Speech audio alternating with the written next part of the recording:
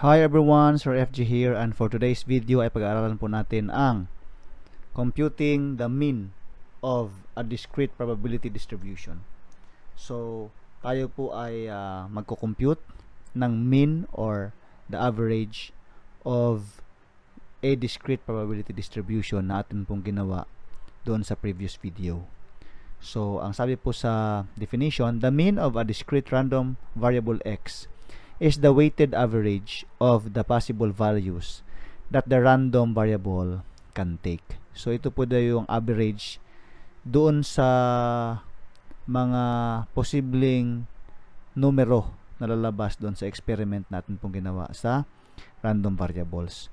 So, ang atin pong formula is the mu of x is equal to summation of x times the probability of x. So, the mean equals the sum of all the values of x times their probabilities. To understand this one, we are going to have an illustrative example. Consider rolling a die. What is the average number of spots that would appear? So, pag i-roll natin yung die, once, ano raw yung posible na mag-a-appear? So, of course, ang atin pong mga possible outcome is 1 to 6. 1, 2, 3, 4, 5, 6. So, ilalagay po natin siya sa table, okay? Sa probability distribution. So, the first step to get the mean is to construct a probability distribution for the random variable x, representing the number of spots that would appear. So, ito po yung mga number of spots. So, ang probability niya ay 1/6 ang each spot. Kasi, isang beses lang naman mangyari yan eh. Okay, ang 1, pwedeng isang beses lang mangyari. 2 hanggang 6. So, that is 1/6. Pag ipag-plus po natin lahat yan, 1, 2, 3, 4, 5, 6. 6/6 is 1. Therefore, this is a correct probability distribution. So, paano naman natin hahanapin yung mean, okay, ng distribution na ito?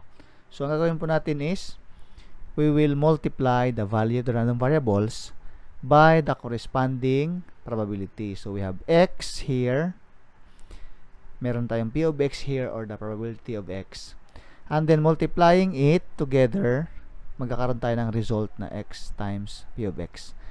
1 times 1/6 is 1/6. 2 times 1/6 ay 2/6, no? And then 3 times 1/6 is 3/6. So on and so forth, meron po tayong ganyang pagka sunod-sunod. And then add the result obtained in step 2.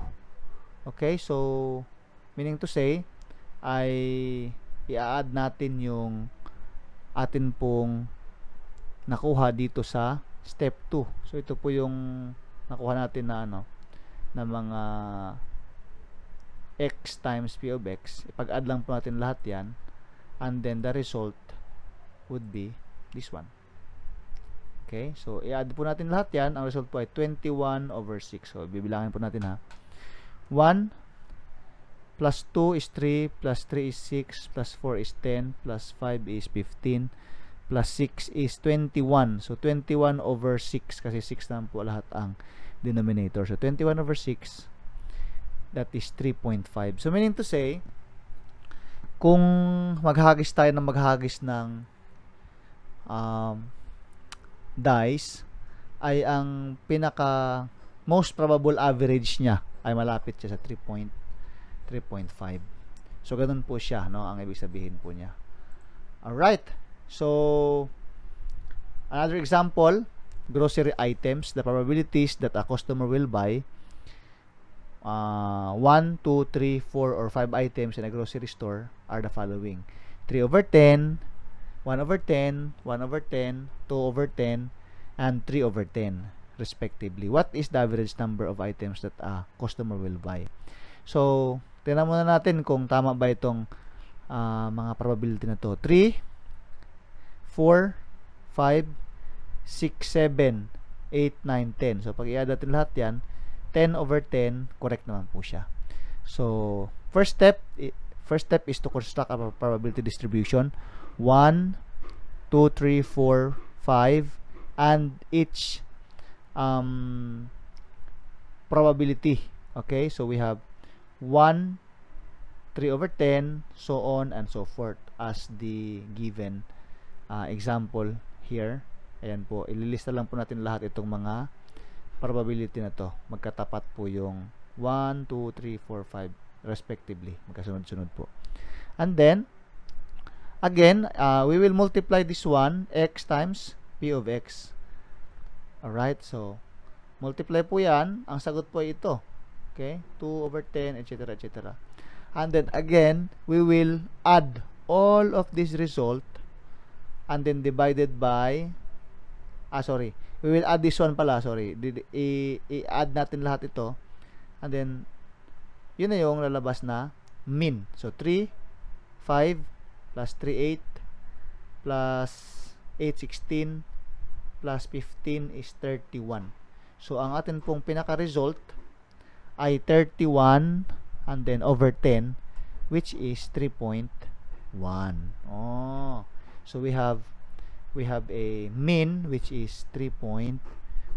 So ganun lang po kadali ang paggawa po ng pag-compute ng atin pong mean of the probability distribution. So for your task, para sa aking mga estudyante na kailangan pong mag-intervention, ayan, ito po yung inyong gagawin. A bake shop owner determines the number of boxes of pandesal that are delivered each day.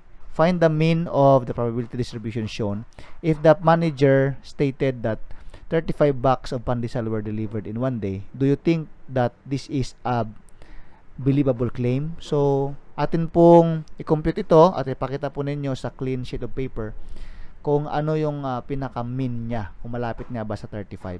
So, bilangin muna natin to kung tama itong probability natin. 0.1, 0.2, 0.3, 0.3 lahat po tayo. Plus 3 is 0.6, plus 3.9, plus 0.10 is 1, 100 lahat. So, 1. Tama po ito. So, pakigawa na lang po ng probability distribution and then compute for the mean. So, if you are new here, please subscribe and follow for more videos. And if you learn something, please comment or thumbs up. Paki-thumbs up po. Thank you for watching and see you for the next video.